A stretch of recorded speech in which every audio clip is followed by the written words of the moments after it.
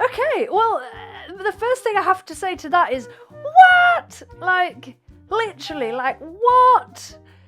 Hello, and welcome along to my channel. My name is Claire. I'm a flute player from Hull, East Yorkshire in the UK, and I'm back with another one of your reaction suggestions. Now, today's reaction has been sent in by Rick Witch. Apologies if I'm saying that wrong, Rick. But this definitely piqued my interest because Rick told me that this is the strangest flute I have ever heard, and at first I didn't like it, but it grew on me, and I actually enjoy this song. So, Rick, you definitely know how to pique my interest. So, yes, this track in question is very interesting indeed before it's even started. It's called Mama Soul, and it was performed by Harold Alexander. So Harold Alexander was a sax and a flute player who brought out the album Sunshine Man in 1971. Now, I did a little bit of digging online,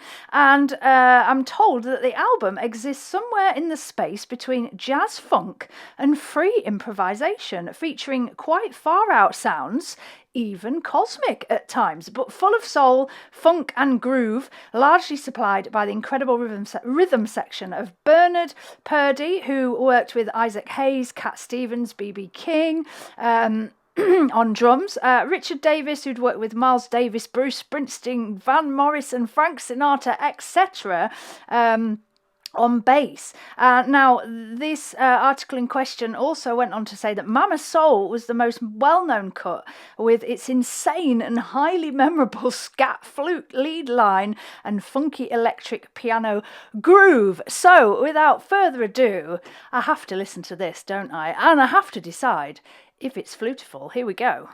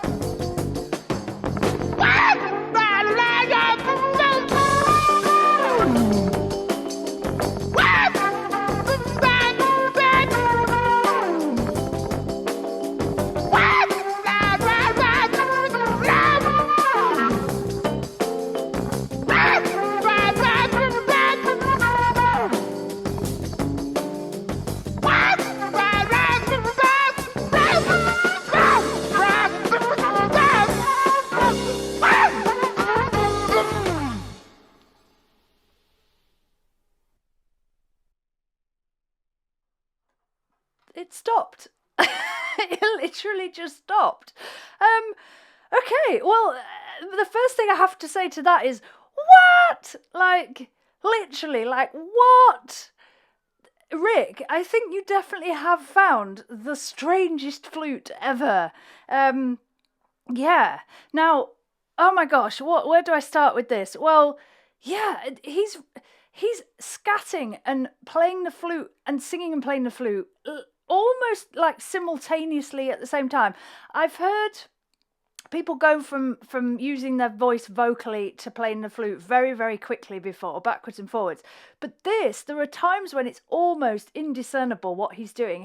He's blending it so well together that it's, yeah. I like the fact that you said to me, Rick, about it growing on you. I think once you've got over the initial kind of shock of it and the jump scareness of it, I have to say I was laughing towards the end because it almost gets a little bit predictable because you know what he's going to do, but then he delays it, and there's a couple of times near the end where he delays it massively and you get lulled into this, ooh, what's happening now, and then it just comes back, and that's that's brilliant. What was I saying? Yeah, well, I think once you've got over it and you've listened to it a few times, it will become almost this kind of new instrument, won't it? This new kind of sound that is obviously very different, and just the energy of it. What I'm really puzzled by is how he can get his voice to do the what, the high pitched what sound, and then straight into the flute singing and playing. Because his singing when he's playing isn't high pitched. I don't think he's falsettoing it, the voice, when he's playing the flute. I think he's using his more natural pitch. So to go from what to like doing that is really, really difficult. I'd love to see him actually performing this, because that would just be very interesting to see what he does physically when he's doing this. Yeah, I mean, I'm a bit lost for words. Yeah, very different, very different. And yeah, I think I just love to know a little bit more about it and his kind of, yeah, his performance of it, because with this kind of stuff, of course, it's all about performance and energy, and that's what's kind of driving what he's doing. Very interesting, very different, and I just can't believe the more I do this, the more I'm uncovering all these wonderful artists who took the flute and really did something different with it. That was happening so much throughout the 70s and beyond, and it's just crazy to discover all this as a flute player. So thank you so much, Rick. What do you make of this? Is this your first time hearing it? Do you think with a few listens it would grow on you like it has for Rick, or do you just think no, or does it kind of just, I don't know, leave you somewhere in the middle, and intrigue you? Let me know, because I'd love your thoughts on that. I certainly think with a few more listens it will kind of change how it feels, but there we go. Definitely Flutifull, because it's just so creative and so different, and yeah, I'm intrigued as to actually how he managed to do it, because he switches so effortlessly and so easily that it's kind of crazy. It sounds very natural for him, but there we go.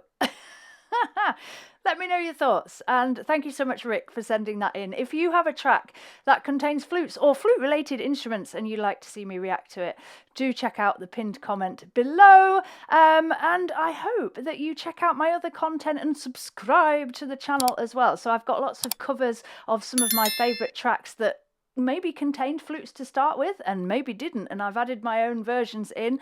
You'll also find reactions to lots of other tracks, of course, and I live stream every Sunday where you can come along, join lots of wonderful live-minded folk and request some tunes from me. So I hope to see you soon in this lovely virtual world of ours. Until we do meet again, stay safe, take care of yourselves, and stay Flutifull. Thanks guys, bye!